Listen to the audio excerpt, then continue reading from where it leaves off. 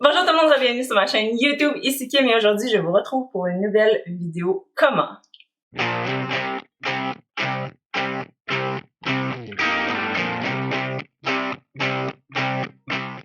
En effet, comment faire une bonne critique, c'est un sujet qui m'intéresse depuis vraiment longtemps, mais j'ai attendu pour pouvoir accueillir des informations pour être sûr que cette vidéo-ci soit la plus complète. Donc mon but, c'est vraiment pas de vous convaincre que je suis une experte dans le domaine ou que ma méthode est meilleure que la vôtre. Alors c'est ça mon but, c'est simplement de vous aider à vous enrichir en vous donnant des pistes de réflexion pour vous accompagner sur comment faire une bonne critique constructive, comment faire une critique négative et aussi vous aider si vous avez aucune idée par où commencer et vous savez pas quoi dire.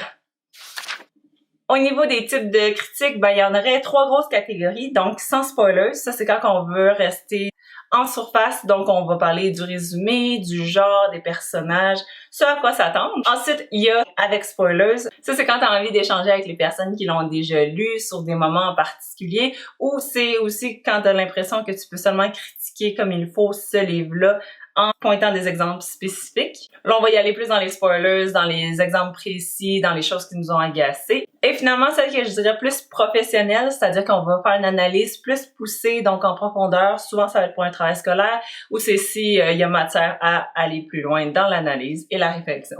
Et parmi ces 3 types-là, il y a 2 grandes catégories, donc je dirais les critiques constructives et les critiques négatives. Ce qui m'amène à vous parler des critiques négatives. Règle numéro 1 pour moi qui est super importante, c'est de ne pas s'attaquer à l'auteur directement parce que déjà qu'il va se sentir personnellement impliqué puisque c'est son œuvre, même si c'est pas la personne que vous critiquez, ça va juste le blesser si vous dites juste des choses négatives, sans nuance, sans objectivité aussi.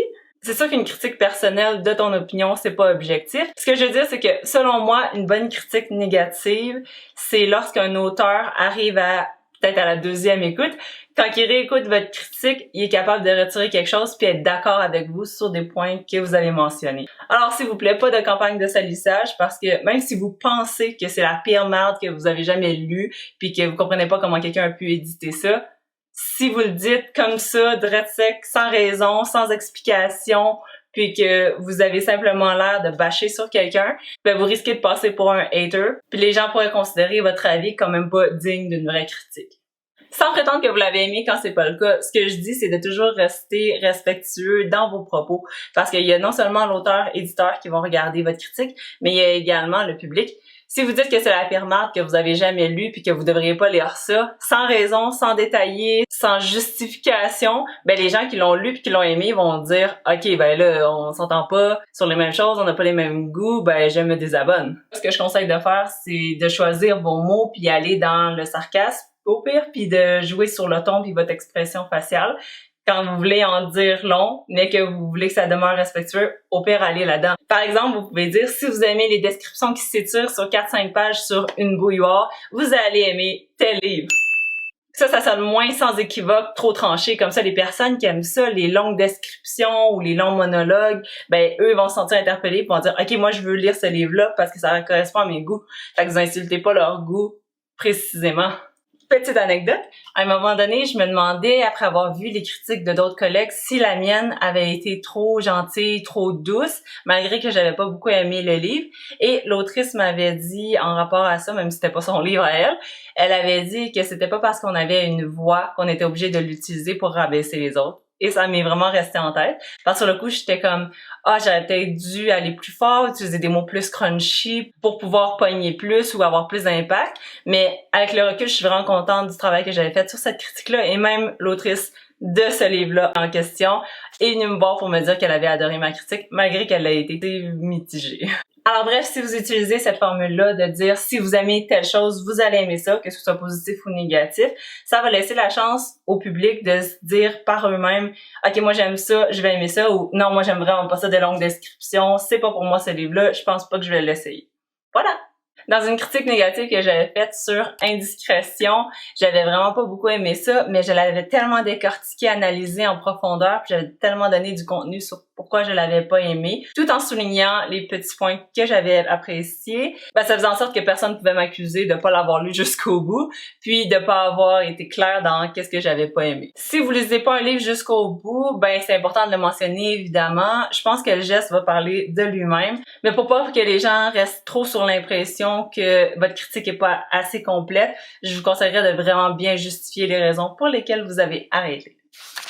On va parler maintenant des critiques plus constructives. Donc, moi, j'aime pas vraiment noter un livre sur 5. Je trouve que de mettre une valeur rationnelle, un chiffre sur un livre, sur une expérience de lecture, dont les raisons qui vont justifier la note sont irrationnelles, c'est un petit peu flou pour moi, mais je reconnais que ça permet de détailler beaucoup ton opinion. À un moment donné, j'étais tellement respectueuse justement envers un livre, puis je le disais tellement en pesant mes mots dans une critique au secondaire, là, que quelqu'un pourrait penser que je l'avais aimé, mais avec la note que j'avais mis 2 sur 5, oh ok, ça me donne vraiment l'heure juste. Ouais, parce que quand tu donnes un 5 sur 5, ça envoie vraiment comme message que tu as aimé ton expérience en tout point puis qu'il manquait rien selon toi, versus si tu donnes un 4,5 ou un 4, tu peux expliquer pourquoi il a perdu des points, qu'est-ce qui manquait, etc. Dans une critique constructive, vous pouvez décider d'y aller soit avec des spoilers ou pas de spoilers. Vous pouvez faire 2 vidéos ou les 2 dans la même. Moi, c'est ce que j'ai fait parce que j'aime vraiment ma manière puisque ça me permet de faire une seule vidéo, donc le travail une seule fois, et de bien séparer les sections dans lesquelles je vais donner des spoilers pour que les gens puissent être intrigués puis aient le goût de revenir voir la vidéo une fois qu'ils l'ont lu avec la partie qu'ils ont manquée parce qu'ils ne l'avaient pas encore lue. Dans ce genre de critique, vous pouvez aussi décider d'y aller un peu plus pointu si vous voulez, puis aller plus dans l'analytique. Donc, vraiment dire, OK, j'ai pas aimé l'exposition, j'ai pas aimé le développement du personnage, j'ai pas aimé le message que ça leur a envoyé. Fait que c'est vous qui pouvez décider jusqu'à quel point vous avez envie de décortiquer cette expérience lecture-là. Et finalement, je vous conseillerais d'être spécifique dans les mots que vous choisissez pour pouvoir parler de ce livre-là, des personnages ou de votre expérience lecture. Parce que si par exemple, vous dites toujours l'histoire était bien bonne, j'ai aimé les personnages, puis la fin était surprenante. Si vous utilisez toujours les mêmes mots, ça n'aide pas vos abonnés à savoir si c'était une bonne lecture comme les autres que vous aviez l'habitude de lire, ou si c'était vraiment une lecture qui s'est démarquée des autres. Fait que essayez de trouver un vocabulaire qui va vraiment coller au livre précis que vous avez lu, que vous souhaitez que les autres lisent. Ce qui m'amène à parler des éléments de base. Donc, commençons par le début. Vous allez bien sûr vouloir faire un petit résumé pour donner une idée aux gens qui vous regardent la nature du livre, donc de quoi ça va parler. Vous pouvez dire brièvement le genre littéraire et les grandes lignes de l'histoire. J'aime bien aussi souvent parler de mon impression du départ, donc ce à quoi je m'attendais, puis le comparer à la fin avec ce que c'était finalement une fois l'avoir lu, si c'était fidèle ou pas, si ça a complètement changé ou si je m'inquiétais pour rien. Par exemple, vous pouvez dire quelque chose comme je pensais que c'était le genre de livre qui aurait telle chose, mais finalement l'auteur abuse pas des plot twists insensés.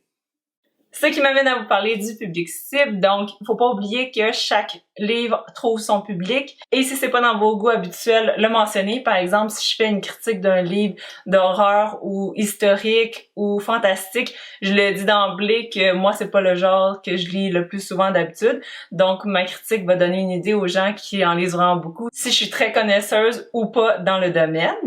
Si par exemple vous êtes un fan d'horreur puis que vous décidez de lire à un moment donné un Passeport ou un Frisson, dire dans votre critique, ça pourrait avoir l'air quelque chose comme moi d'habitude je lis vraiment du Stephen King, là j'ai essayé cette série-là plus ado puis je dirais que ça va à juste maximum 12-16 ans.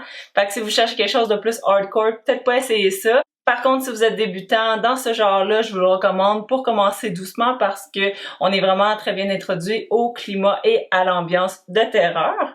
Mais si vous avez tout lu de Stephen King et cherchez quelque chose d'autre, je vous recommanderais du Patrick Sénécal. Alors en résumé, si vous êtes un expert, mentionnez-le. Et si vous n'êtes pas un expert, mentionnez-le également. Ensuite, je voulais glisser un petit mot sur les trigger warnings, qui sont comme une nouveauté des dernières années. J'ai remarqué dans les vidéos BookTube que la personne qui fait la critique va dire juste au début « trigger warning » si vous êtes quelqu'un qui est sensible à tel sujet. Peut-être mieux éviter le livre parce qu'il en contient beaucoup ou il en contient tout court. Donc ça, je dirais que ça peut être utile. Moi, personnellement, j'en fais pas vraiment. Je pense que la dernière fois que je l'ai fait, c'était dans Flow, puis c'est vraiment récent. Si c'est un livre qui pourrait vous intéresser, je vais faire un trigger warning. Dans ce cas cas-ci, la violence conjugale est abordée. Alors si jamais c'est un sujet trop sensible pour vous, soyez au courant d'avance qu'il y en a un peu dans l'histoire. Puis moi, j'ai trouvé ça très dur, bouleversant à lire, c'est vraiment pas une lecture facile. Personnellement, je vois son utilité, même si moi, je trouve pas ça nécessairement nécessaire, dans le sens que si vous en faites pas, c'est correct. Si vous en faites, c'est correct aussi. Je dirais juste que c'est un petit peu dur à juger quand c'est bon ou pas de le faire. On a tous des bagages différents. Si vous faites un trigger warning pour des pensées suicidaires ou un viol, si c'est des choses qui vous affectent, qui est vraiment sensible pour vous, puis vous préférez prévenir les lecteurs au cas où que ce soit un sujet sensible pour eux aussi, vous pouvez le faire. Si c'est quelque chose qui n'a pas vraiment retenu votre attention, vous pouvez ne pas le faire non plus. Donc c'est pas mal à votre discrétion. C'est à vous de voir aussi selon le sujet, puis la grosseur, l'ampleur dans le roman, si ça vaut la peine d'être mentionné ou si c'est juste un spoiler ou pas. Donc fiez-vous à votre jugement. Et finalement, le dernier élément, mais non le moindre, c'est vraiment important que chacune de vos critiques en contienne, et c'est de l'honnêteté. Premièrement, je trouve ça vraiment utile qu'on mentionne si on a reçu ou non le livre, mais ça devrait pas affecter votre critique. Alors surtout ne pas changer la nature de vos propos parce que vous l'avez reçu pour faire plaisir à l'éditeur, pour faire plaisir à l'auteur. Donc, il faut vraiment que vous soyez honnête avec vos abonnés parce que ça va leur donner leur juste, puis ça va aussi établir votre personnalité. Dans le sens que si vous aimez pas 3 livres de suite que vous avez reçus gratuitement, ben si vous dites que vous les avez aimés puis que vous les vantez puis que vous donnez une bonne note, les abonnés qui vont vous suivre, qui vont le lire puis qui l'aimeront pas vont dire ah ben moi je connecte pas vraiment avec cette booktubeuse là ou ce booktuber là parce que les 3 livres que j'ai lus qu'elle a aimés, moi je les ai pas aimés. Fait qu'il va sûrement se désabonner parce que vos goûts ne fit pas. Alors c'est pour ça que c'est primordial que vous soyez honnête pour le bien de votre chaîne. J'essaie toujours de garder en tête qu'il y a de l'argent impliqué là-dedans. Donc, si je dis que tel livre est super bon puis que plusieurs personnes vont aller dépenser 30$ pour l'acheter, si j'ai pas été honnête, je vais mal dormir, je me sentirai pas bien parce que, en plus, les gens vont m'écrire dans les commentaires qu'ils l'ont pas aimé autant que moi. Donc, et de l'autre côté, si vous l'avez vraiment aimé puis que vous avez été honnête, mais que dans les commentaires, les gens disent « Ah, moi, j'ai pas aimé tant que ça, je comprends pas les raisons que t'as données, ça n'a pas marché avec moi ». Ça se peut aussi. On peut pas plaire à tous 100% du temps. Nos goûts, c'est tellement différent puis varié que il y en a que ça peut marcher, il y en a que ça peut pas marcher. L'important, c'est vraiment de rester intègre dans vos propos. Puis à ce moment-là, si vous êtes capable d'assumer que ah ben moi je l'ai vraiment aimé, l'autre l'a pas aimé, ça se peut. À ce moment-là, si vous maintenez votre position que vous l'avez aimé, puis que vous êtes capable de l'assumer, ben il y a pas de problème. On va parler maintenant de ce qu'on peut dire quand on n'a aucune idée de quoi dire. Premièrement, je dirais la forme. Commencez avec ça si vous savez vraiment pas quoi dire. Est-ce que c'est écrit au je? Est-ce que c'est écrit au il? Est-ce que c'est écrit au tu? La longueur des chapitres aussi, ça peut être un bon indicateur. Quelqu'un qui est pressé va préférer des chapitres courts. Quelqu'un qui a pas de misère à se concentrer va préférer les chapitres longs. Donc ça vous fait mentionner qu'est-ce qu'il y a dans ce livre-là. Ensuite, les narrateurs. Est-ce qu'il y en a seulement un ou plusieurs? Si oui, combien? Est-ce que c'est mélangeant ou non? Ensuite, les thèmes abordés et le settings. Donc, ça peut donner une idée, mais on en parle quand même dans le résumé. Donc, ça se passe-tu à l'école secondaire? Ça se passe-tu dans un bureau d'avocat? C'est quoi le settings? Et est-ce que ça a été bien exploité ou non? À quel point c'est important ou non dans l'histoire? L'environnement. Sinon aussi, les thèmes abordés, vous pouvez les mentionner en surface pour pas donner trop de spoilers. Souvent, ils vont être écrits dans le bas de la 4e de couverture. Donc, mentionner si ça va parler de la découverte de soi, une séparation, c'est quoi les grandes lignes de l'histoire. Le meilleur conseil que je peux vous donner, c'est de prendre des notes parce que justement, ça va vous permettre de vous rappeler qu'est-ce que vous avez ressenti, c'était quoi les pensées, c'était quoi les hypothèses que vous avez faites tout au long de votre lecture. Parce que des fois, j'ai l'impression quand on termine un livre, on est comme, j'ai rien à dire dessus. Mais quand je relis mes notes, je suis comme, ok, j'ai 4 pages dessus. J'ai assez de jus pour faire une critique. Si d'ailleurs c'est un sujet qui vous intéresse, vous me laisserez savoir dans les commentaires si vous voulez que je fasse une vidéo comment je prends mes notes de lecture. L'autre chose à déterminer avant de faire votre critique, ce serait l'angle. Est-ce que c'était plus positif, négatif, mitigé? Puis moi, je liste mes arguments pour pouvoir m'aider aussi à savoir parfois si j'aimais ça ou pas.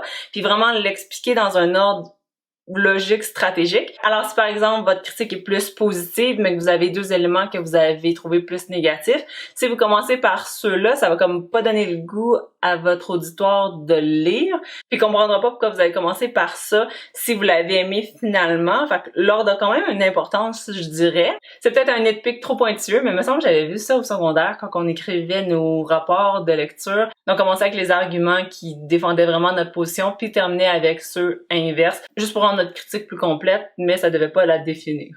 Un truc aussi, si vous voulez mousser une critique existante ou si vous voulez vous aider à enrichir votre idée ou que vous voulez d'autres avis, justement, allez sur Goodreads, allez sur YouTube, allez sur Google pour voir les avis des autres personnes pour pouvoir comparer à la vôtre. Des fois, ça va vous faire évoluer dans ce que vous avez pensé. D'autres fois, ça va vous faire remarquer des choses que vous n'aviez pas pensé. Alors, toutes les inclure dans votre critique, ça va la rendre encore plus complète parce que c'est pas seulement votre avis, c'est votre avis réfléchi avec du recul en vous basant aussi sur d'autres opinions. Par exemple, si à la fin de votre critique, vous avez dit tout ce que vous pensez, puis là, vous rajoutez que j'ai vu sur Goodreads que la plupart des gens semblaient dire que tel élément, c'était pas si bon que ça, ou que tel moment arrive trop vite. C'est vrai que quand on y pense, il arrive un peu vite, mais moi, c'est pas des détails qui m'ont dérangé. Ça peut se dire aussi. Une critique bien faite peut sauver une lecture, selon moi. Si vous dites à quelqu'un de pas s'attendre à telle chose ou de s'attendre à telle chose, puis que ça a changé ses expectations envers l'histoire, ça peut complètement changer sa perception, sa note, son résultat final, son expérience de lecture. En tout cas, c'est peut-être juste moi qui remarque ça. Ensuite, pour enrichir votre opinion, ce que vous pouvez dire, c'est en quoi que ce livre-là se démarquait des livres du même auteur, en quoi qu'il se démarquait des livres du même genre, ou en quoi qu'il se démarquait des livres que vous avez déjà lus également. Donc, ça peut être 3 pistes de réflexion. À l'inverse, s'il était un peu plus négatif ou que vous avez été déçu, vous pouvez dire qu'est-ce qui manquait pour que vous soyez satisfait. Est-ce que vous auriez pris plus d'action? Est-ce que vous auriez préféré plus de dialogue drôle? Est-ce que vous auriez préféré qu'on creuse plus les personnages? Donc, expliquez un petit peu votre pensée pour savoir qu'est-ce qui manquait à ce livre-là. Et finalement, si jamais c'est pas assez et que vous voulez d'autres trucs pour enrichir votre critique, pour la rendre plus longue ou plus détaillée, vous pouvez aussi consulter en tapant sur Google les questions de club de lecture. Comme ça va vraiment vous aider à expandre votre opinion sur le livre que vous avez lu. Fait que ça se trouve très facilement. Je vais vous en laisser quelques-unes juste ici en guise d'exemple. En conclusion, j'espère que cette vidéo aussi a pu vous être utile. Si c'est le cas, likez-la et laissez-moi savoir dans les commentaires si une vidéo comment pour la prise de notes que je fais pour mes lectures, si c'est quelque chose qui vous intéresse. Sinon, si vous l'avez manqué, je vais vous laisser aussi le lien de la vidéo de la critique vlog d'Alice, dans laquelle je vous partage vraiment toutes les pensées au fur et à mesure que je lis. Fait que ça vous donne une petite idée, mais une vidéo complète, ça pourrait être encore plus démonstratif de ma méthode. Sur ce, je vous souhaite une très bonne journée et abonnez-vous pour ne rien manquer. Bye!